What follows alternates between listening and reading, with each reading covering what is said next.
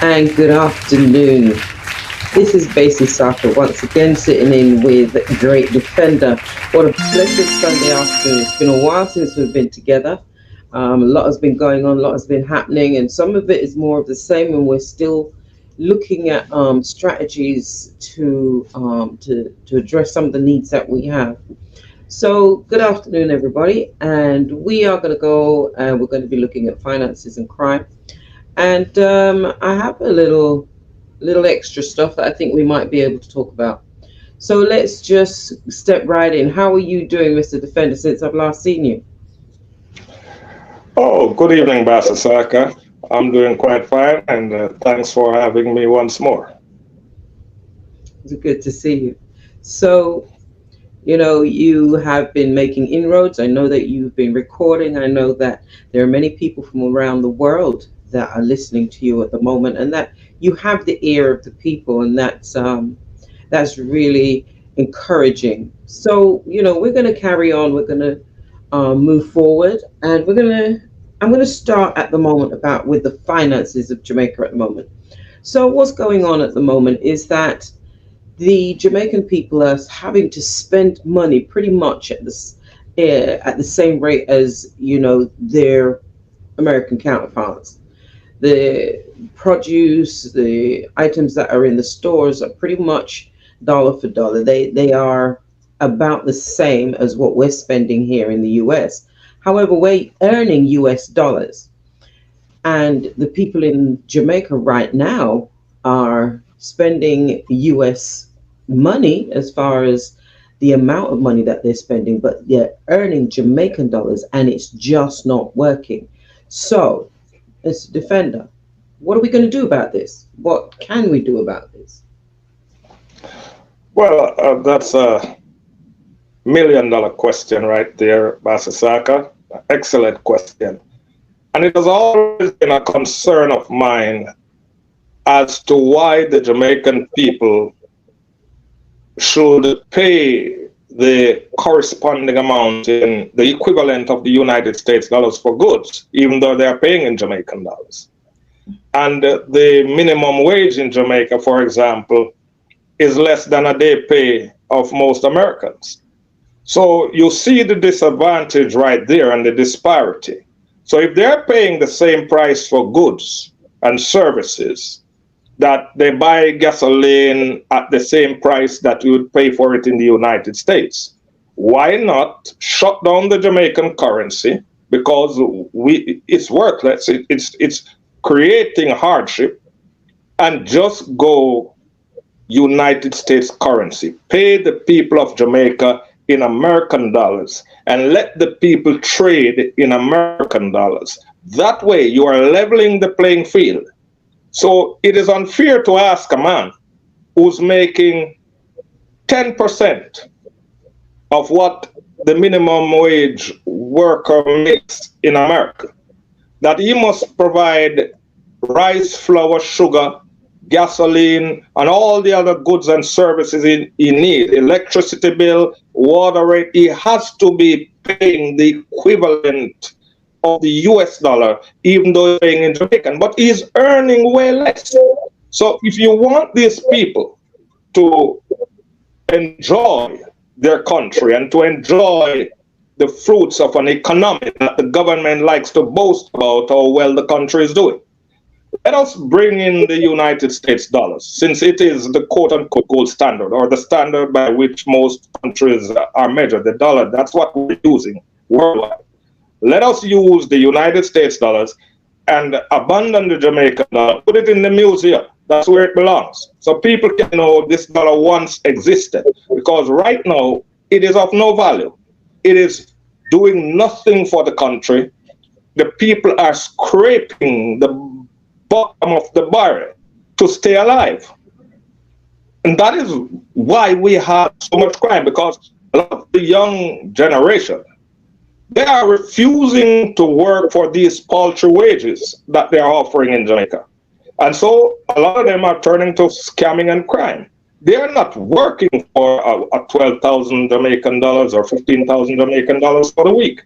If a man in Jamaica is getting 15,000 Jamaican dollars, That's just 100 US dollars for the week. But yet he is asked to pay the same price for gasoline, the same price for food, the same price for electricity. How do you come up with the money to pay all of that at the rate at which people in the United States are paid, when then the United States workers are working way more in terms of the dollar value? Now you tell me, how can that work? I say abandon the dollar and go with the United States dollar, that the people of Jamaica can get a fair wage so they can live adequately, that they can live sufficiently in their own country. I hear what you're saying, and on the face of it, it seems like a really good idea. My question is, Jamaica is a proud people, and having their own currency is something that they value. Would it be feasible? Um, would it be feasible in any way, shape, or form to just adjust the Jamaican currency so that it was more on a par with, maybe the Caribbean dollar, for instance? I know that some of the other countries, they are using that amalgamated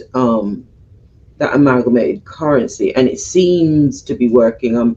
You know, don't quote me on this. I'm not a politician. I'm not an accountant. Um, but it seems to be doing a lot better than the Jamaican dollar. So, is there a way that maybe they could preserve the Jamaican dollar, but just change the structure of the economy so that it would work? Well, the Caribbean countries that are using the EC dollar, they are really doing much better than us. That is a fact. How do we adjust the Jamaican currency to level it or make it, a little more valuable, so the Jamaican people can benefit using it? That is a very tough ask, because the merchants in Jamaica who have purchased their goods overseas, and they are already accustomed to high prices for everything. So the only way you could be fair to the merchants and the people is to say, okay, we are now going US dollars, period. So when you buy your goods for $1 overseas, and you put on your 20 or 30% markup or whatever it is, the Jamaican people would be paying $1.35 in US dollars, but they would be earning more, because the minimum wage in Jamaica right now should be 100 US dollars per day. Minimum. That is the minimum anyone inside Jamaica should be making today as minimum wage. Now, if you cannot do that with the worthless currency we have, because if you tell the employers in Jamaica, for example, to up the minimum wage for their workers to about 75,000 Jamaican dollars per week, that is impossible. They're not going to be able to do it, because the currency they are working with is weak, it's undervalued, everything's wrong with that. So what we do, go United States currency. Let us use that to trade. That way the merchants will not lose anything, because we are now going to practice the value system, which is missing from Jamaica, where you spend 10 United States dollars and you are still able to pay for the goods that you want. In the present currency in Jamaica, you spend 10,000 Jamaican dollars and you don't have a proper Sunday dinner. But if you're spending United States dollars, when you spend $100, you can do a lot, because you're buying and selling, everything is going United States dollars. So it would be much better for the country. It would solve the problem once and for all. Now, the experts will disagree with me, but that's okay. We have depended on them and they have failed. They have not come up with any strategy or any idea of how to solve the economic problems of Jamaica. It is terrible. It is terrible. The people are suffering. I hear you. People are definitely suffering, and it brings me to the point that in their suffering, they are turning to um, unlawful acts in order just to survive. I mean, this is 2023, and I don't condone any illegal activity at all. But it beggars the concept. What else are people going to do when they're hungry? How do they feed themselves? When they have no light, how do they provide light? When they don't have water, what are they doing? When they can't send their children to school, when the child doesn't want to go to school because he doesn't have any lunch, um, what are we supposed to do? I mean, we can't keep going that way. Well, you see, one of the things I've always advocated for is a robust welfare system in Jamaica. And I believe that if the government is not bold enough to let us go United States dollars, then they will have to find ways to subsidize the cost of living for Jamaicans. And they are not doing that. They have very little or no subsidy. And so our children in Jamaica who are 18 years and under should be getting a monthly welfare check or card with say 20,000 Jamaican dollars a month on it. The elderly in Jamaica, 65 and over, should also be getting that welfare check for $20,000 a month so that they can eat and drink adequately. They can go off into their older years well fed. The youngsters in Jamaica that do not know where the next meal is coming from, those 18 years and under, those children must be provided for by the government until they can join the workforce. The country has to be restructured. We have to now bring the value system and make it a philosophy in Jamaica, because we have to begin to target the minds of the people and let the people know that better can be done and better must be done. We have a country to save. You look at the schools in Jamaica, for example, in high schools, all high school students have to pay school fees, tuition fees in public high schools. Other countries in the world, they go to public high schools for free. So when the parents have to find these school fees to send their children to school for 5 years or 6 years in high school, by the time that those children graduate, the parents are broke. They have no money to send them on to a tertiary institution.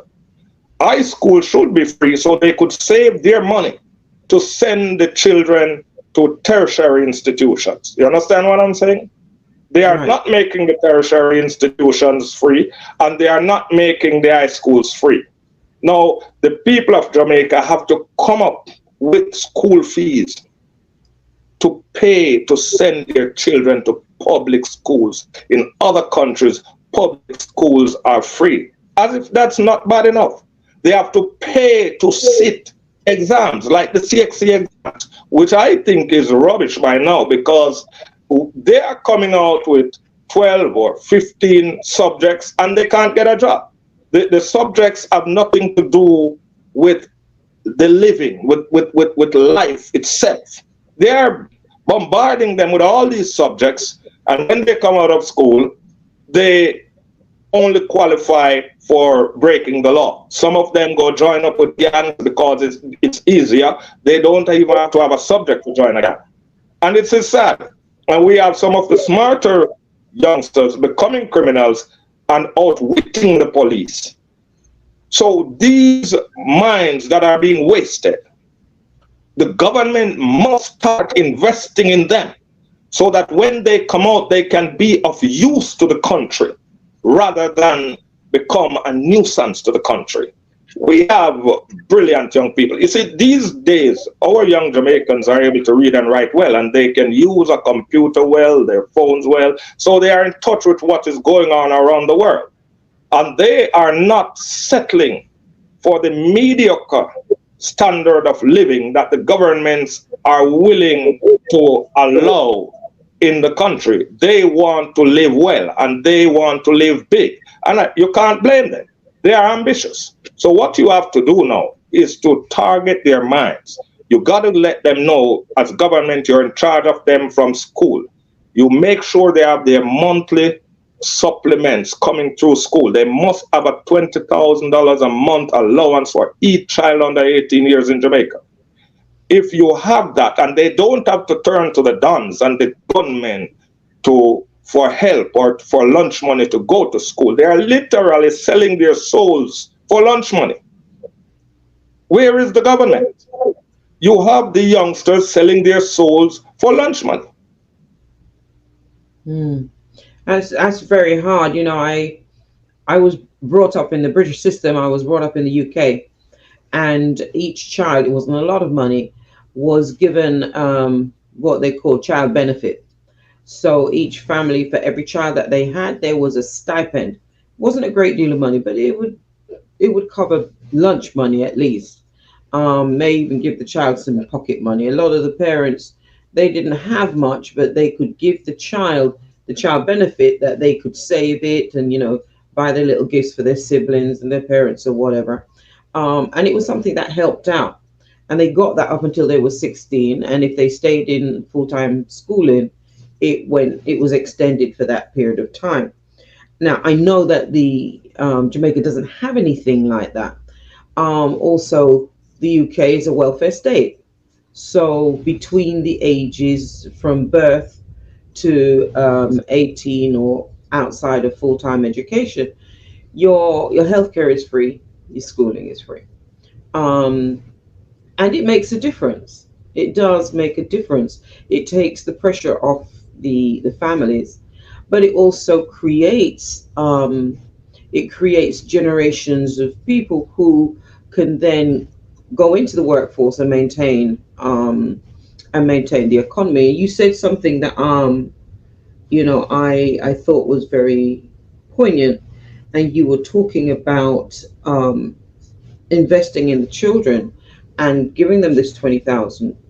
Now, bearing in mind where the economy is at the moment, where they're going to get that 20,000 from, where is that 20,000 sitting right now that would be available to these children? Well, we can start with cutting the pay of some of the politicians. That would have enough money to go around to start that program. We pay to print our currency. We can pay to print more currency, but it has to be done. We have to find ways and means of making the adjustments to save the minds of our youngsters, because they are the future. And the politicians who are well paid are not doing much, because they are not even writing good laws to keep criminals behind bars. They are just there. You understand? Now, in a reform system, you cut the politicians' pay in half.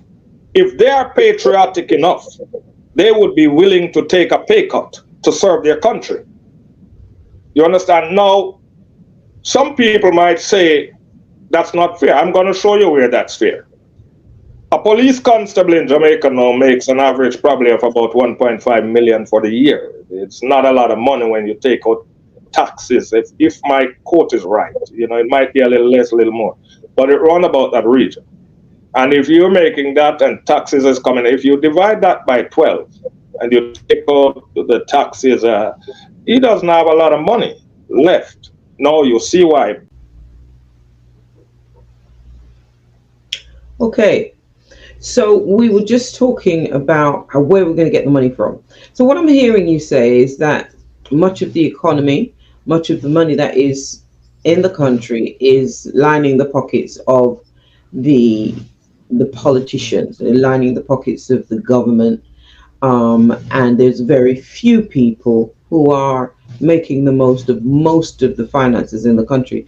That's what I'm hearing you say. And I'm hearing you tell me that the people who are defending the country, trying to maintain the safety of the country and the lawfulness of the country, are also caught up in this lack of income, um, and they're expected to provide that service. So just carry on where where you had left off. We were talking about the police and their income and how they were managing. Well, the as I was saying, that if you were going to ask men and women to put their lives on the line for a country, to keep a country safe, they must be well paid. What they are paying the policemen in Jamaica is a joke. It might sound a lot on paper. That is why we have to get rid of the worthless currency, because the worthless currency, $1.5 million sound like a lot, but that's not even 10,000 United States dollars. So if a man is going to go out there and risk his life for an entire year and is getting less than $10,000, you tell me what's the incentive of joining the police force other than probably putting on a uniform to cover the crimes that he wants to commit, because he makes more as a criminal. And crime has become an industry in Jamaica because people are running towards crime because they have incentives in crime. Government is not clever enough to take the incentive out of crime, and they are not clever enough to give the people incentives to want to work. You look at countries that are developed, and you see the incentives that people get to go to work. They have incentives. You understand? Now, you have broken the pocket of most of the Jamaicans by having them pay for public schools for their children. They are paying out of pocket for public schools, right? They are broke after 5, 6, 7. Some of them have 5, 6, 7, 9 children going through school, have to find school fees and lunch money for all of them, right? And you have broken the pocket, and not just the pocket, you have broken the will of the people. You have broken the people's heart. Let us, I can suggest one thing for the government. If they don't want to give the people the subsidies, go and borrow 10 billion United States dollars. Loan 50,000 United States dollars to every Jamaican, and you will see the turnaround in the country. It is time we take the money from the politicians' hands and put it in the people's hands. The people will do a better job with the money than the politicians. They have failed, and they have failed miserably. They have failed miserably. They don't know how to handle money. They know nothing about financing. They know nothing about managing an economy. They have no ideas. And it is time the Jamaican people begin to call for new leadership. They have to begin to want better for themselves. And so they have to demand better. And one of the things, they are afraid of even constitutional reform, which would land other people in the political arena and would make some of them look stupid, because there are people out there with good intentions for Jamaica. There are many Jamaicans overseas like myself who are willing to throw their hats in the ring, give up a lot from abroad just to help the country. But they have to make the playing field level. Right now, as it is, the Jamaican political landscape is like a trap. It is literally a dynastic thing, and that is not wise for a democracy. And we have one of the most flourishing democracy anywhere in the world. I mean, people give their lives to vote in Jamaica. That is how much they love the democracy. But is it working for them? It is not working. And so we have to be a people that fight for inclusiveness. Right now, a man is safer in Jamaica as a criminal than a decent citizen. Can you believe that? It is bad. It is bad. And it comes down to leadership. You have to create the atmosphere, the infrastructure, the environment to foster good living, to encourage people to be good citizens. You have to reward your good citizens. You cannot have the criminals rich and the hardworking people poor. It doesn't, that's not how a country should run. You know, I was listening to what you were saying about just going to go back a little bit because it interested me. I know that police don't really make a great deal of money, and there are stories. People always come back to me with stories about the some of the things that police do, especially on the roads. And so it spurred me to go just while I was sitting here. I was listening to you, but it spurred me just to, out of curiosity, to look up what the average policeman works and earns in Jamaica right now. And this is for 2023, when we've just left the first. We're just halfway through the second quarter of this year, so this is up to date information. And it says, and I quote, a person working as a police officer in Jamaica typically earns around 58,000 Jamaican dollars per month, or 58 and a half Jamaican dollars per month. Salaries range from 26,900, which is the lowest, to 92,900, which is the highest. And this average is a monthly wage, and it includes housing, transport, and other benefits. So I then went a step further and I went to a currency converter. And for those who are not in the know, the US dollar is worth 592 Jamaican dollars. So it turns out, well, let me rephrase that. For the 92,000 that we were talking about, it turns out that the average, not even the average, the higher rate of pay for a policeman in Jamaica right now is $595 per month. Now, US dollars. US dollars. Mhm. Now, if you're paying US money, the equivalent of US money, for your rice, your flour, your sugar, etc., Right.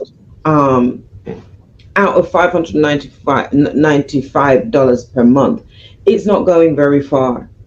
Well, And it, that's what they you know, should be getting for the week. right. So, and this again leads me to say, I understand why some of these stories keep coming out about what Jamaican policemen do on the road when it comes to tickets and not tickets and turning a blind eye and whatever and all that kind of thing. It makes you think that the finances of the country are the underlying cause of the level of crime in the country.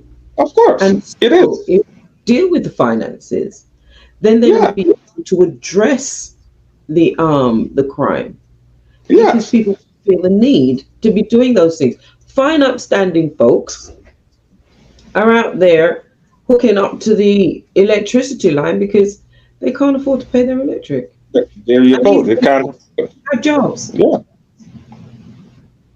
There is something inherently wrong. And I can't understand how a country as small as Jamaica is in such terrible situation. Now, And the government says they're doing fine. I well, wonder if it's the Jamaica on Earth or is there another Jamaica on Mars somewhere? Because if it's the one on Earth that we know about, the country is in shambles. The country right now, had it not been for the people overseas helping with their relatives and friends in Jamaica, there would have been a chaos all over the place already. And definitely. we have to look at, let us look at this. I was being generous by saying 1.5 million for the year for the average police officer, which that's what probably one of the higher salaries would have come to, about 1.5 million, right? Which is not an awful lot of money. If you say 90,000 by 12, you are just touching $1 million Jamaican dollars. You Right. follow what I'm saying? Right. Right. So I am being generous to them by even saying 1.5 million and capping it off. But what I'm saying is, with these paltry salaries, You cannot expect men and women to be risking their lives for this paltry salary because you have taken the value system out of the country. People's lives are valuable, and you have to show them that their lives are valuable. You have to begin to show these people that they are worth something. And how much do they put aside for a retirement for these policemen? How much is adequate to retire on? You understand what I'm saying? How much do they put away in, say, an annuity for them? And are they organizing a retirement package for them that they can go off, right off into the sunset and be proud that they were police officers? It's not happening. And so the pretense factor that the government keeps practicing this, the pretending thing, it is time we level the playing field.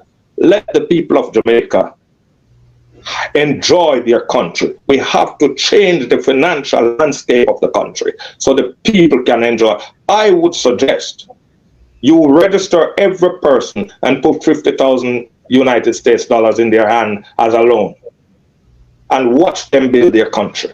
You would see nursing homes going up. You would see private schools going up. You would see a lot of them would go get their licensed firearms first to protect themselves against the criminals, which is another problem. The government does not want the average person in Jamaica to have a licensed firearm to protect themselves in a crime-riddled country. You have to either be corrupt or very rich to be able to get a licensed firearm in Jamaica. This is nonsense.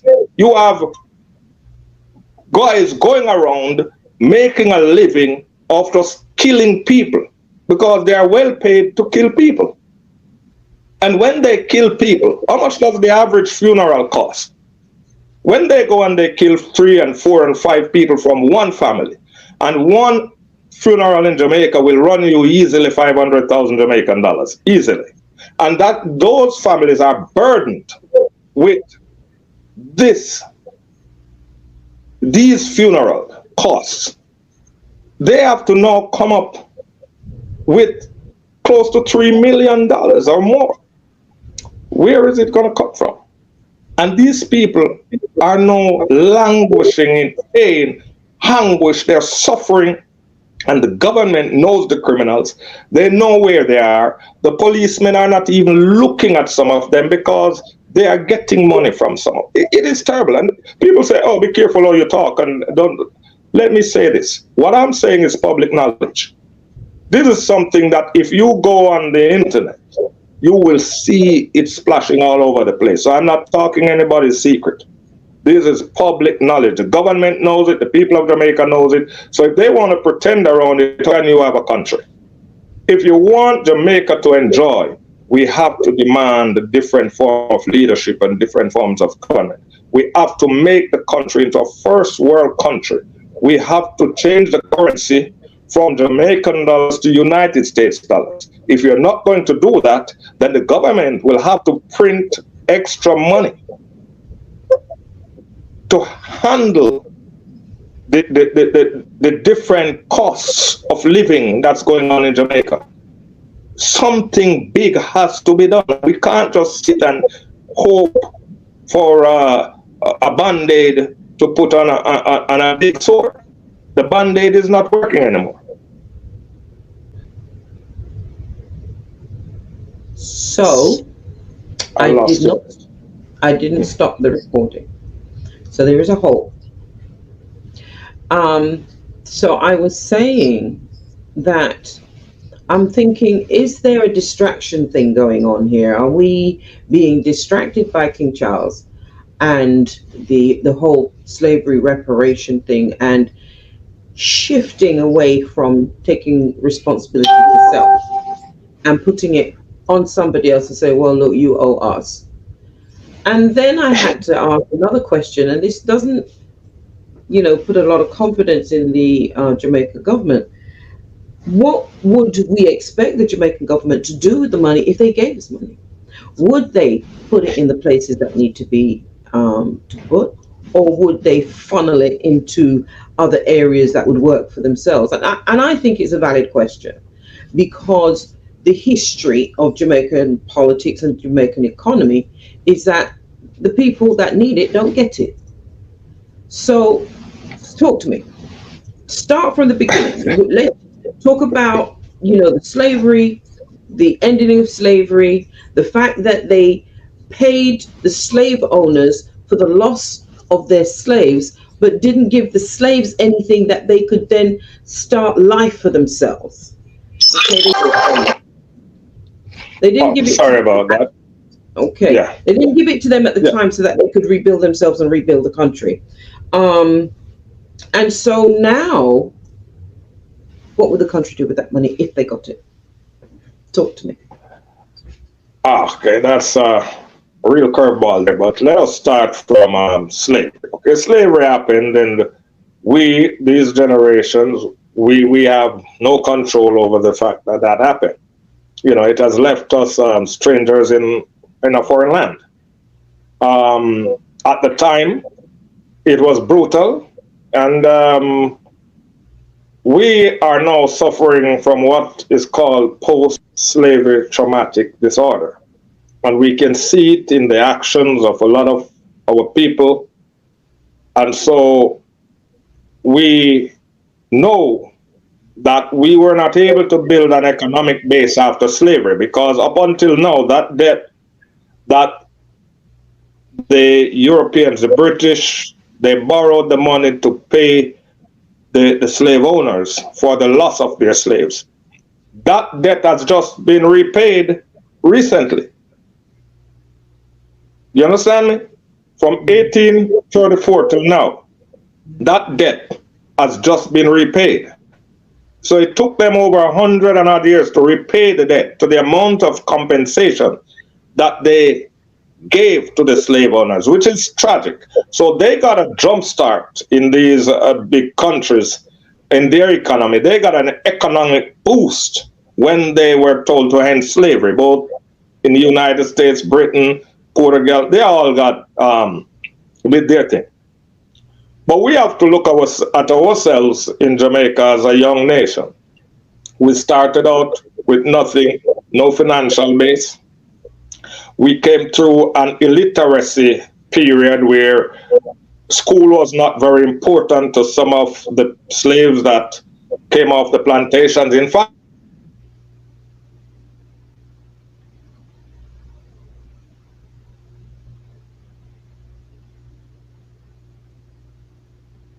I'm sorry, we're having some technical difficulties today, um, but we are not to be thwarted.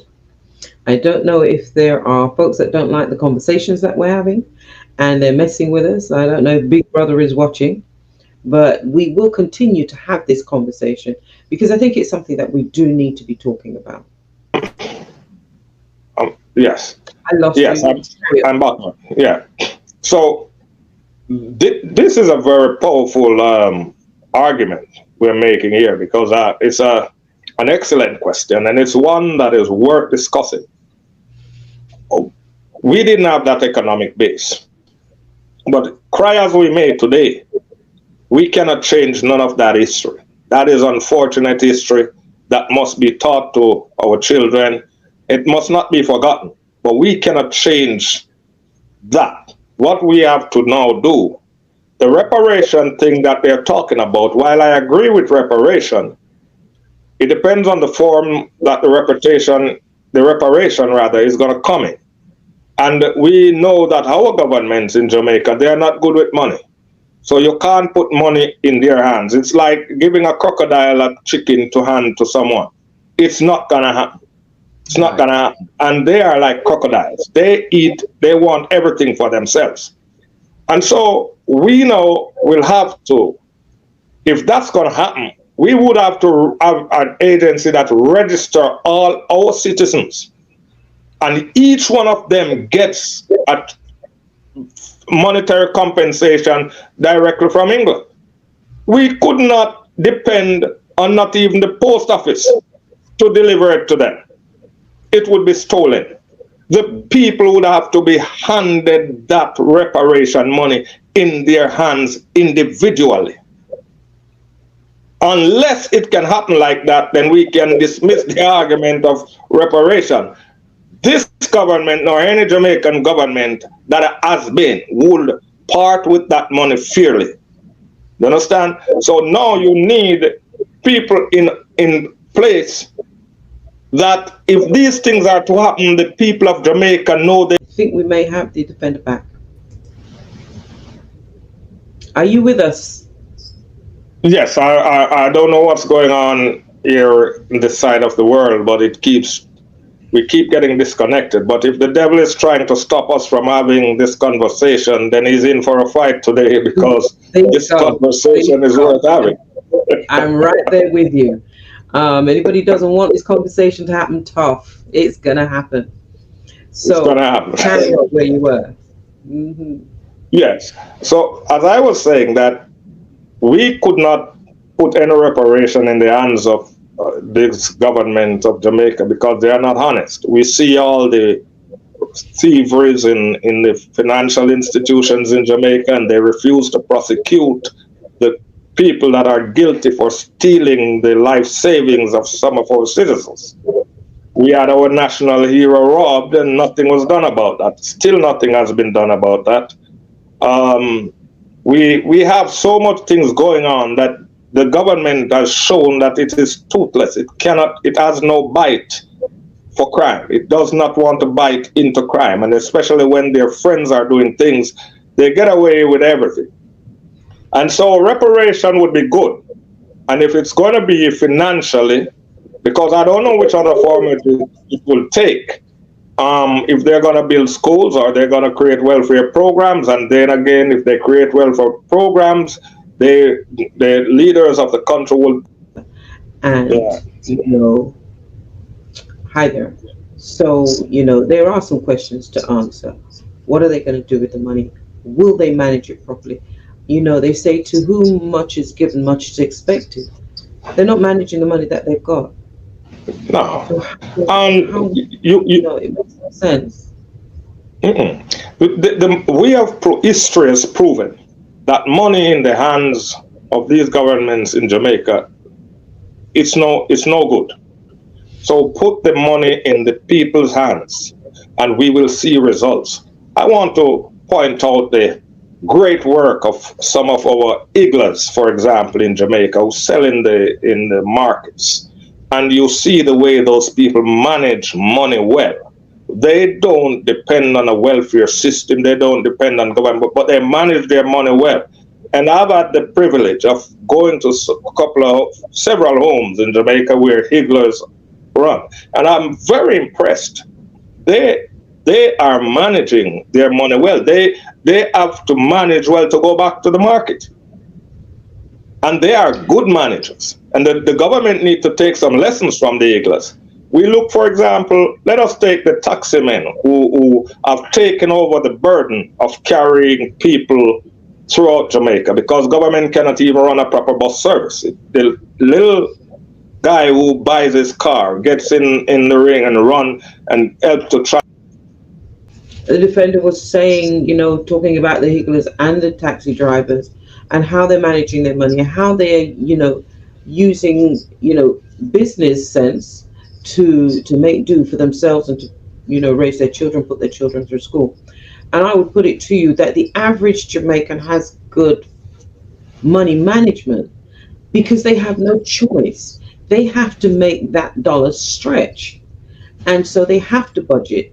They have to look at ways where they can make a dollar or two. They have to look at ways where they can possibly barter and barter services.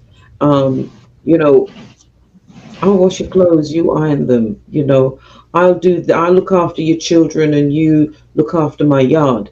You know, they're having to pool their resources, and that is what money management is: pooling your resources, budgeting, and finding ways of creating income. And that is what your average Jamaican is having to do.